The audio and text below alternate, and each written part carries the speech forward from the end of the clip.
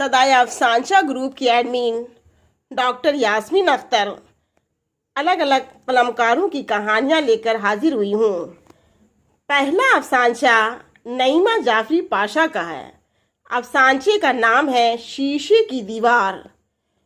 बादियुन नज़र में शीशे की दीवारें बड़ी खूबसूरत लगती हैं, साफ शफाफ सच्ची, जो ज़हनो नज़र पर कोई पाबंदी नहीं लगाती। लेकिन जब करीब जाओ तो पता चलता है कि शीशे की दीवारें तो बड़ी जालिम होती हैं।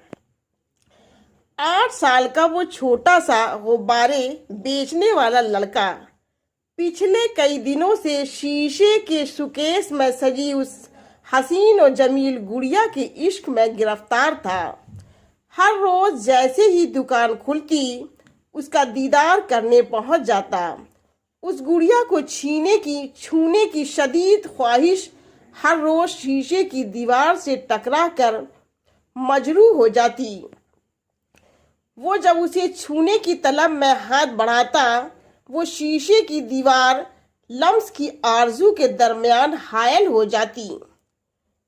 एक दिन उसका इश्क बेमुहावा हो गया। उसने एक पत्थर उठाया और शीशे की दीवार पर दे मारा। बहुत जोर का झनाका हुआ। लोग दौड़ पड़े। दुकान के मालिक ने जदोकोब के बाद पुलिस को सौंप दिया और पुलिस ने चिल्ड्रन रिमांड होम भेज दिया, एक मासूम ख्वाहिश को मुजरमाना गुनाह की राह पर भटकने के लिए। दूसरा अफसानचा खुर्शीद हयात का है। अफसानचे का नाम है माँ कितना पीछे छूट गई। गीतांजलि एक्सप्रेस प्लेटफॉर्म नंबर 1 पर आकर खड़ी हो चुकी थी। प्लेटफॉर्म पर दौड़ते भागते फिसलते आदमी चेहरे जिंदगी के अलग अलग रंगों को साथ लिए अपने अपने कोच और बर्थ की तरफ बढ़े चले जा रहे थे। अलग अलग चेहरे, अलग अलग मंजिल, ढेर सारी तैयारियां करनी पड़ती हैं मुसाफिरों को। हर सफ़र पर रवाना होने से पहले, सफ़र कोई भी हो जिंदगी की अलामत है। सुर्ख गुलाब खुशबुओं जैसी 2 बेटियों को एसी फर्स्ट क्लास के एक कूपे में बिठा कर वो वापस लौट रहा था तो देखा एक औरत धीरे धीरे संभल कर सर से बार बार फिसलते जा रहे सब्ज आंचल को संभाले जीने से उतर रही है। तन्हा है शायद और बहुत बीमार भी। उसे व्हील चेयर की ज़रूरत थी, मगर यहाँ तो हर सामान और स्वांग व्हील में तब्दील हो चुका है। किसे फुर्सत है कि वो दूसरों को देखे, दर्द को समझे, दर्द को महसूस करे। क्या कहें हम जिंदगी को, जिंदगी तो भागी जा रही है। खुद को देखने की भी फुर्सत नहीं रही। वो जब जीने से उतरते हुए वीआईपी गेट के करीब पहुंचा तो एक बाप बेटे की आवाज़ सुनाई दी, पापा हम दोनों कितना आगे निकल आए हैं, देखो देखो माँ कितना पीछे छूट गई। तीसरा अफसानचा अशफाक हुसैन गनी का है। अफसानचे का नाम है अना। महीनों बाद बेटे को देखकर सलमा बेगम खुश हो गईं। मेरा बच्चा, मेरा लाल कितना कमज़ोर हो गया है, ठीक से खाया पिया करो बेटा। अम्मा, वो नादरा की जजगी के दिन करीब आ रहे हैं। आप अगर घर पर रहेंगी तो मुझे और बच्चों के लिए थोड़ी राहत होगी, बेटे ने कहा। ठीक है बेटा, तू बैठ, मैं तैयार होकर आती हूँ। अभी आई। सलमा बेगम कमरे में दाखिल हुई तो साजदा ने कहा, अम्मा अभी 4 महीने पहले तो भाई और भाभी आपको इतना कुछ सुनाकर अलग हुए थे। अब ज़रूरत पड़ गई तो भाई को बेगैरत की तरह मुंह उठाकर चले आने को कहा और आप भी हंसी खुशी राजी हो गईं। साजदा, तू माँ नहीं है बेटी। जब तेरी शादी हो जाएगी और तू माँ बनेगी तो ये बातें तेरी भी समझ में आ जाएंगी। सलमा बेगम इत्मीनान से बोली, कौन सी बातें अम्मा, साजदा का पारा अभी तक चढ़ा हुआ था।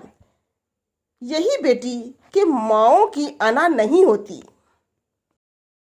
चौथा अफसानचा फौजिया हबीब का है। अफसानचे का नाम है कलजू।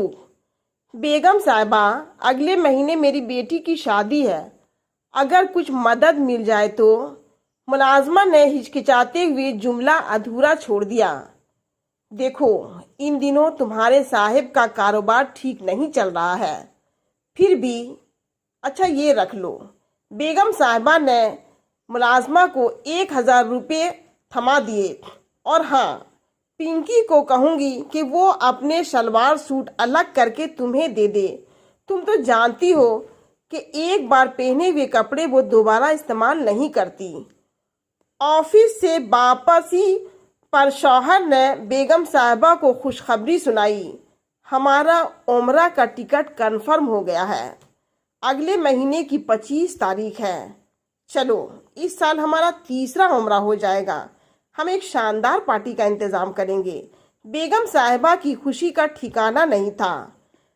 अगले महीने 20 तारीख को मुलाजमा ने बहुत मुश्किल से जहेज का सामान इकट्ठा कर अपनी बेटी को रुखसत किया। 20 तारीख को ही बेगम साहिबा ने 5 स्टार होटल में उम्रा जाने की खुशी में पार्टी दे रही थीं।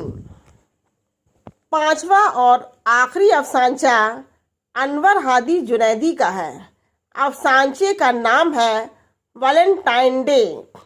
मैं हमेशा से कहता आ रहा था कि ये सब ठीक नहीं है, लेकिन वो कहाँ मानती थी। हमेशा यही रट लगाए रखी थी कि मेरा जिस्म मेरी मर्जी। आज वैलेंटाइंस डे है, शाम होने को थी। मैंने उससे कहा, चलो घर छोड़ आता हूँ, मगर उसने चलने से इनकार कर दिया।